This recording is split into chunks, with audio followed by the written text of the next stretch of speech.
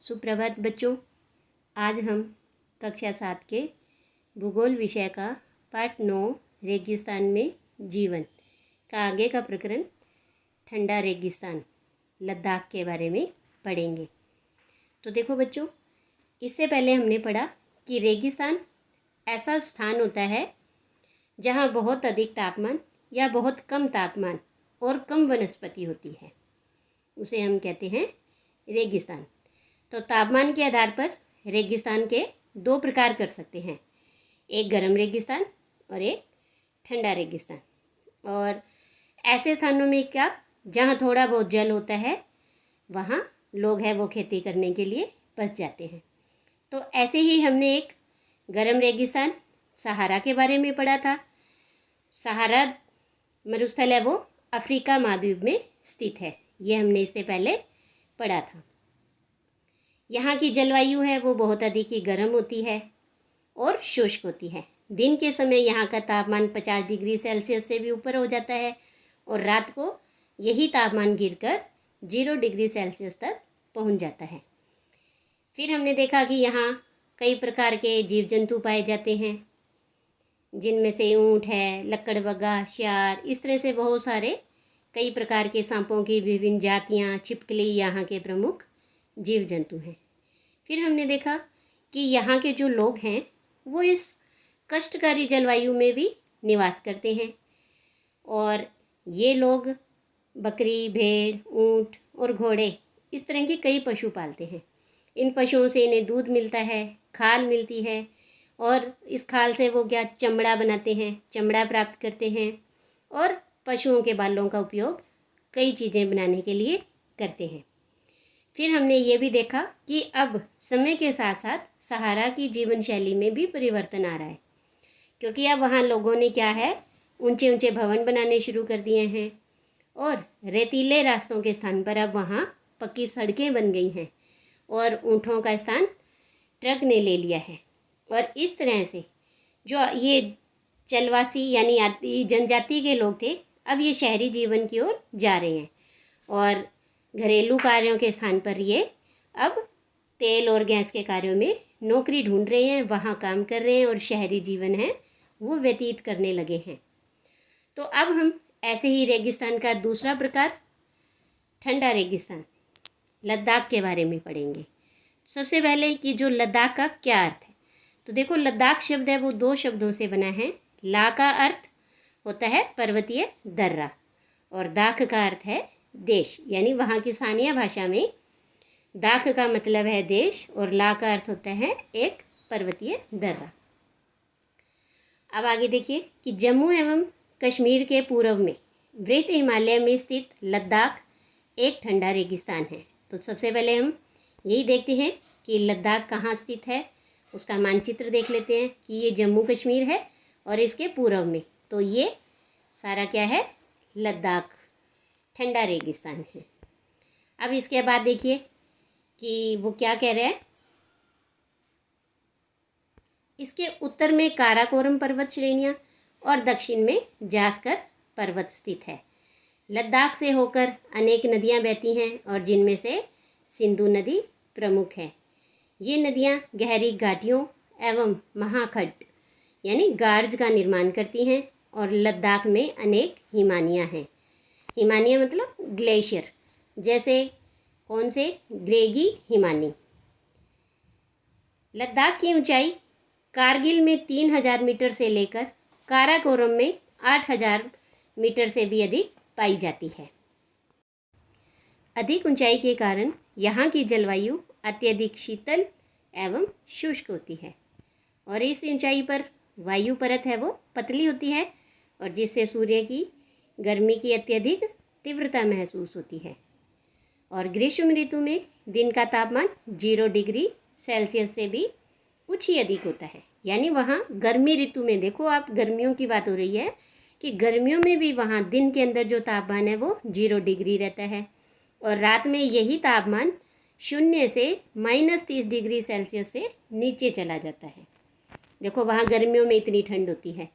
तो शीत ऋतु में यह बर्फीला ठंडा हो जाता है और तापमान लगभग हर समय -40 डिग्री सेल्सियस से नीचे ही रहता है।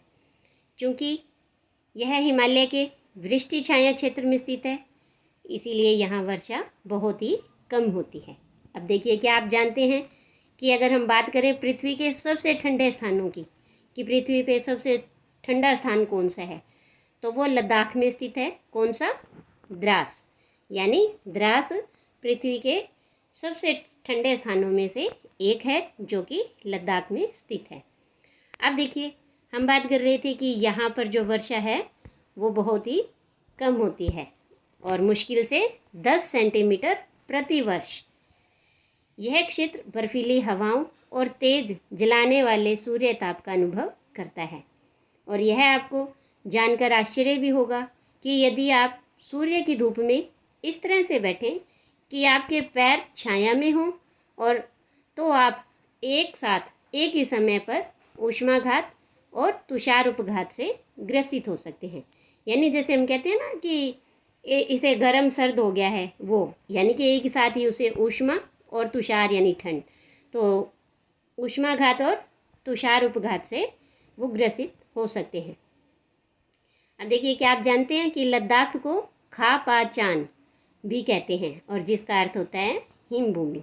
यानी लद्दाख का दूसरा नाम खा पा चान। इसके बाद वनस्पति जात और प्राणी जात। यहाँ उच्च शुष्कता के कारण वनस्पति है बहुत ही विरल है, बहुत कम वनस्पति मिलती है यहाँ पर। यहाँ जानवरों के चरने के लिए कहीं कहीं पर ही घास और छोटी झाड़ियाँ मिलती है। घाटी में शरपत, जिसे विलो भी कहते हैं, और पॉपुलर के उपवन देखे जा सकते हैं। यानी शरपत और जो पॉपुलर है, ये पेड़ों के नाम हैं।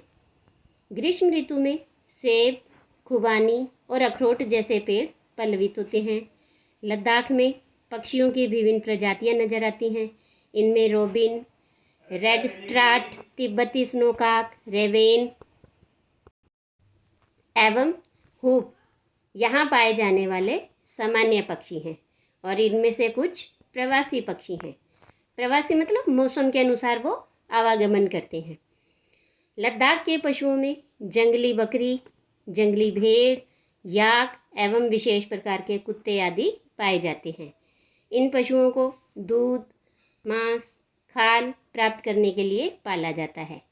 याक के दूध का उपयोग पनीर एवं मक्खन बनाने के लिए होता है। भेड़ एवं बकरी के बालों का उपयोग ऊनी वस्त्र बनाने के लिए किया जाता है। क्या आप जानते हैं, चीरू एक प्रकार का जीव होता है। इसका दूसरा नाम है तिब्बती एंटीलोप।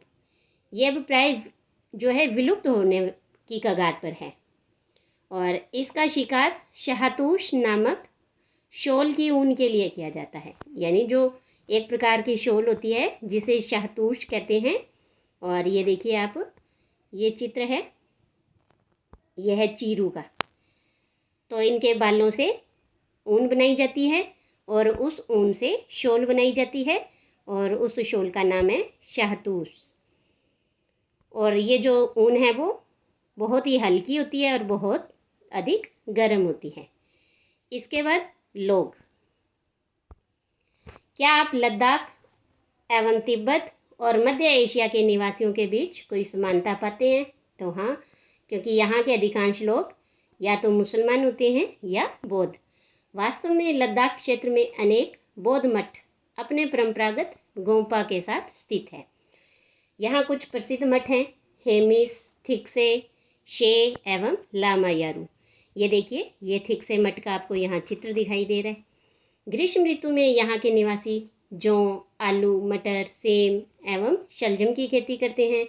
शीत ऋतु में जलवायु इतनी कष्टकारी होती है कि लोग धार्मिक अनुष्ठानों एवं उत्सवों में अपने आप को व्यस्त रखते हैं। यहाँ की महिलाएं अत्यधिक परिश्रमी होती हैं। वे केवल घर एवं खेतों में काम नहीं करती, बल्कि छोटे व्यवसाय या दुकानें भी संभालती हैं। लद्दाख की राजधानी लेह सड़क एवं वायु मार्ग द्वारा भली भांति जुड़ी हुई है। राष्ट्रीय राजमार्ग 1A लेह को जोजिला दर्रा होते हुए कश्मीर घाटी से जोड़ता है। तो क्या आप हिमालय के कुछ अन्य दर्रों के बारे में बता सकते हैं? तो ये देखिए, कि हम इसमें भी देख सकते हैं कि इस चित्र में भी, मानचित्र में भी हमें कई दर्रों के नाम दिखाई दे रहे हैं, जैसे जोजिला, बारालाचाला, रोहतांगला, इस तरह से बरजीला, वनीचला, शिपकीला, इस तरह से कई दर्रे इस हिमालय क्षेत्र में पाए जाते हैं। इसके बाद है कि यहाँ का मुख्य क्रियाकलाप पर्यटन है। देश विदेश से अनेक पर्यटक यहाँ पर्यटन के लिए आते हैं। गोपा दर्शन, घास के मैदानों, हिमनदों की सैर, उत्सवों और अनुष्ठानों को देखना यहाँ के प्रमुख पर्यटक आकर्षण हैं। क्या आप जानते हैं मनाली लेह राजमार्ग 4 दर्रों से गुजरता है? तो ये 4 दर्रे कौन कौन से हैं? रोहतांगला, बारालाचाला, लुनगालाचाला एवं टंगलंगला। यह राजमार्ग केवल जुलाई से सितंबर के बीच ही खुलता है, जब बर्फ़ को मार्ग से हटा दिया जाता है। ये देखिए नीचे चित्र दिखाई दे रहा है आपको, बारालाचाला, और ला का अर्थ होता है पर्वतीय दर्रा। एक चीज़ और है यहाँ पर देखने वाली, जो हमारी यहाँ रह गई थी। क्या आप जानते हैं कि क्रिकेट का सबसे अच्छा बल्ला शरपत विलो यानी शरपत पेड़ की लकड़ी से बनाया जाता है? जैसे कि हमने देखा था कि यहाँ पर शरपत के कुछ उपवन देखने को मिलेंगे, तो वहीं उसी शरपत की पेड़ की लकड़ी से बहुत बढ़िया क्रिकेट के बल्ले बनते हैं।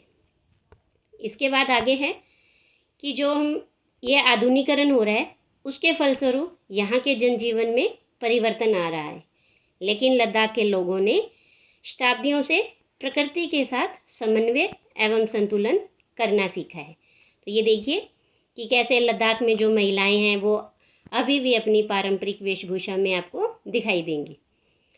जल एवं ईंधन जैसे संसाधनों की कमी के कारण ये आवश्यकतानुसार एवं मितव्ययता से ही इनका उपयोग करते हैं और कुछ भी व्यर्थ नहीं करते हैं। तो इस तरह से हमने इस अध्याय में जाना कि रेगिस्तान है और वो 2 प्रकार के हो सकते हैं, गर्म और ठंडे रेगिस्तान। गर्म रेगिस्तान सहारा के बारे में हमने पढ़ा और ठंडा रेगिस्तान लद्दाख के बारे में। आज के लिए इतना ही, धन्यवाद।